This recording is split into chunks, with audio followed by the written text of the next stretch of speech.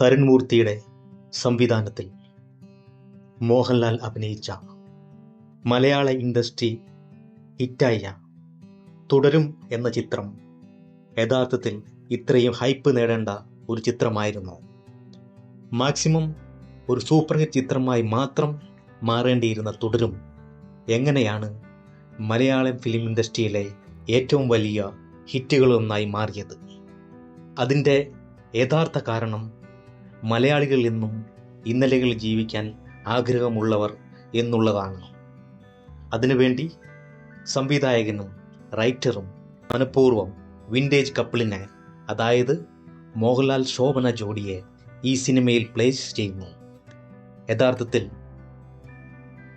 അതാണ് ഈ സിനിമയുടെ യഥാർത്ഥ സംവിധായക ബ്രില്യൻസ്, അല്ലാതെ അഴയിൽ തൂക്കിയിടുന്ന രണ്ട് ബ്രാകൾ ഒന്നുമല്ല. സിനിമയുടെ ക്രിഞ്ച് സീനുകളായി മാറേണ്ടിയിരുന്ന പഴയകാല സിനിമകളുടെ റെഫറൻസൊക്കെ എങ്ങനെ കാണികൾ കയ്യടി നേടുന്ന സീനായി മാറി എന്നത് മലയാളികളെ ലാൽ എന്ന നടനോട് ഇഷ്ടം എത്രമാത്രം ഉണ്ട് എന്നതിനുള്ള തെളിവാണ്. തുടരും എന്ന സിനിമയുടെ box office collection, world wide box office collection 235 കോടിയാണ്. കേരളത്തിൽ നിന്ന് മാത്രം 118.6 കോടി നേടി. ചിത്രത്തിൻ്റെ ബഡ്ജറ്റ് 28 കോടി മാത്രമാണ്. OTTക്ക് നേരത്തെ ചിത്രം വിറ്റുപോയതിനാലാണ് സാമാന്യം നല്ല രീതിയിലുള്ള കളക്ഷൻ നേടിക്കൊണ്ടിരുന്ന സിനിമ തിയേറ്ററിൽ നിന്ന് മാറ്റേണ്ടി വന്നത്. അല്ലെങ്കിൽ ഉറപ്പായും ഒരു 250 കോടി ക്ലബിൽ പടം എത്തിയേനെ. KR സുനിലിൻ്റെ കഥയ്ക്ക് സ്ക്രീൻ പ്ലേ ചെയ്തിരിക്കുന്നത് സുനിലും തരുൺമൂർത്തിയും ചേർന്നാണ്. സിനിമയുടെ ആദ്യ പകുതി കാണികളെ രസിപ്പിക്കുന്ന രീതിയിൽ തന്നെയാണ് മുന്നോട്ട് പോകുന്നത്.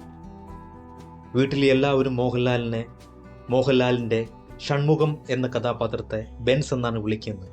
ഒരുപക്ഷെ അത് പ്രേക്ഷകർക്ക് പുതുമയെ തോന്നുന്ന ഒരു കാര്യമാണ്. പക്ഷേ പവിയുടെ അച്ഛൻ മോഹൻലാൽ എന്ന് സൂചിപ്പിക്കുന്നതിനാണ് അത് കഥയിൽ പ്ലേസ് ചെയ്തിരിക്കുന്നത്. സെക്കൻഡ് ഹാഫ് മുമ്പ് ആർക്കും ഒരു ഹിൻറ്റും ഇതിൽ കിട്ടുന്നില്ല. അത് തീർച്ചയായും സ്ക്രിപ്റ്റ് റൈറ്റേഴ്സിൻ്റെ ബ്രില്യൻസ് തന്നെയാണ്. ഫസ്റ്റ് ഹാഫിലെ സ്ക്രിപ്റ്റിൽ മോഹൻലാലിൻ്റെ കാർ ഓടിച്ചു പോകുന്ന പവിയുടെ കൂട്ടുകാരൻ സംഗീത് അവതരിപ്പിച്ച കഥാപാത്രം കുറെ കഴിയുമ്പോൾ കാറിൻ്റെ ബ്രേക്ക് അറിയില്ല എന്ന് പറയുന്നത് കോമഡിയായി തോന്നി. കാർ കലിങ്കിലിടിച്ച് മോഹൻലാൽ മകനെ തല്ലുന്നതിന് മാത്രം ക്രിയേറ്റ് ചെയ്ത സീനായി തോന്നി. അതിന് പകരം ജെന്യൂനായ ഒരു സീൻ എഴുതി ഉണ്ടാക്കേണ്ടതായിരുന്നു. മോഹൻലാൽ ത്രില്ലർ മൂവി, അതും കുടുംബത്തെ തൊട്ട് കളിച്ചാൽ വെറുതെ വിടില്ല എന്ന സ്ഥിരം ലാൽ സിനിമ പാറ്റേൺ ഇവിടെ കൂടുതലൊന്നും വ്യത്യസ്തമായി ഉണ്ടായിരുന്നില്ല. ദൃശ്യൻ, പുലിമുരുകൻ തുടങ്ങിയ ഹിറ്റ് സിനിമകളിലെ ബ്ലെൻഡ് എന്നല്ലാതെ പ്രത്യേകിച്ച് കൂടുതലൊന്നും പറയാനില്ലാത്ത സെക്കൻഡ് ഹാഫ്. ലോജിക് ഒന്നും ചിന്തിക്കാതെ കണ്ടിരിക്കാൻ പറ്റുന്ന ജസ്റ്റ് ഓക്കെ ആയ സെക്കൻഡ് ഹാഫും ക്ലൈമാക്സും. ജോർജ് സാർ, ക്രൂക്കഡായ ജോർജ് സാർ മോഹൻലാലിൻ്റെ മകൻ്റെ ഡെഡ് ബോഡി അച്ഛൻ്റെ കാറിലിട്ട് അയാളെ കൊണ്ട് ഡ്രൈവ് ചെയ്യിപ്പിച്ച് കല്യാണ വീട്ടിലൊക്കെ ചെന്ന് അടിച്ചു പൊളിച്ച് ബോഡി മറവിയാൻ പോകുന്ന സീനൊക്കെ ഗംഭീരം എന്ന് പറയുന്ന കാണികളെക്കുറിച്ച് എന്ത് പറയാൻ? അഭിനയത്തെക്കുറിച്ച് പറഞ്ഞാൽ മോഹൻലാലിൻ്റേത് ഡീസൻറ്റ് പെർഫോമൻസ് ആണ്.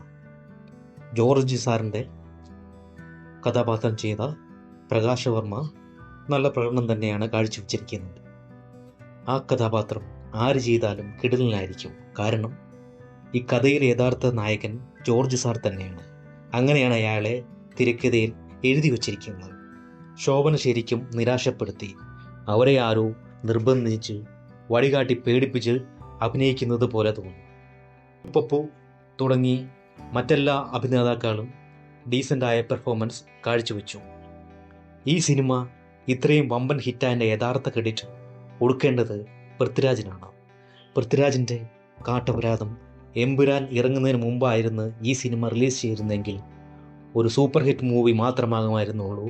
പൃഥ്വിരാജിൻ്റെ എമ്പുരാൻ എന്ന സിനിമ കൊണ്ടുള്ള ഏക പ്രയോജനം ഫാമിലി കൂട്ടത്തോടെ തിയേറ്ററിൽ വന്ന് സിനിമ കാണാൻ തുടങ്ങി എന്നുള്ളതാണ്. അത് ഈ ചിത്രത്തിന് വിജയത്തിന് വളരെയേറെ സഹായകരമായി. കോട്ടും സൂട്ടുമില്ലാതെ നാടും വേഷത്തിലുള്ള മോഹൻലാലിനെ വർഷങ്ങൾക്ക് ശേഷം കാണുന്ന മലയാളി വേറെ ഒന്നും ആലോചിക്കാതെ മോഹൻലാലിൻ്റെ ആ കഥാപാത്രത്തെ നെഞ്ചിലേറ്റി വമ്പൻ ഹിറ്റാക്കി മാറ്റി.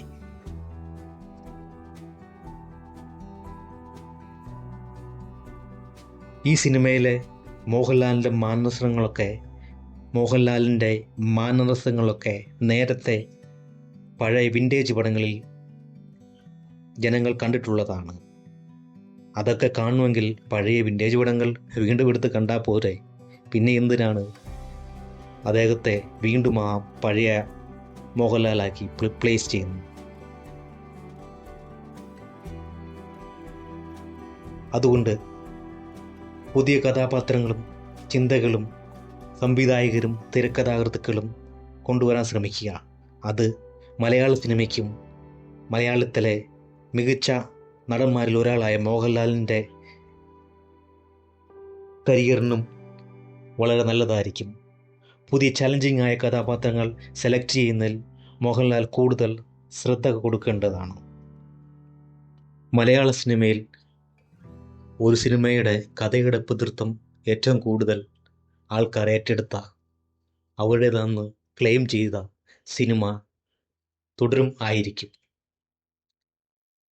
ഇനിയും മോഹൻലാലിനെ വെച്ച് സിനിമ ചെയ്യാൻ ആഗ്രഹിക്കുന്ന അദ്ദേഹത്തിൻ്റെ ഡേറ്റ് കിട്ടിയിട്ടുള്ള ഫാൻ ബോയ്സിനോട് ഒന്നേ പറയാനുള്ളൂ. മോഹൻലാലിന് ചലഞ്ചിങ് ആയ പുതിയ, അയാൾ ചെയ്തിട്ടില്ലാത്ത റോളുകൾ, കഥാപാത്രങ്ങൾ, സീനുകൾ, മാനറിസങ്ങൾ ഒക്കെ കൊടുക്കുവാൻ, ഒക്കെ തിരക്കഥയിൽ എഴുതി ചേർക്കുവാനും അദ്ദേഹത്തെ ആ കഥാപാത്രമായി അഭിനയിപ്പിക്കുവാനും ഉള്ള ധൈര്യമാണ് നിങ്ങൾ കാണിക്കേണ്ടത്. അല്ലാതെ വിൻറ്റേജ് മോഹൻലാലിനെ വീണ്ടും വീണ്ടും പ്ലേസ് ചെയ്യുകയല്ല ചെയ്യേണ്ടത്. ഇത് ഒരുപക്ഷെ വർഷങ്ങൾക്ക് ശേഷം വന്നു കഴിഞ്ഞാൽ ഈ പടം വിജയിക്കും. ഇതുതന്നെ അടുത്ത ഫാൻ ബോയ്സും സിനിമ ഈ രീതിയിൽ, ഈ പാറ്റേണിൽ പടച്ചുവിടുകയാണെങ്കിൽ കഷ്ടം എന്നേ പറയാനുള്ളൂ.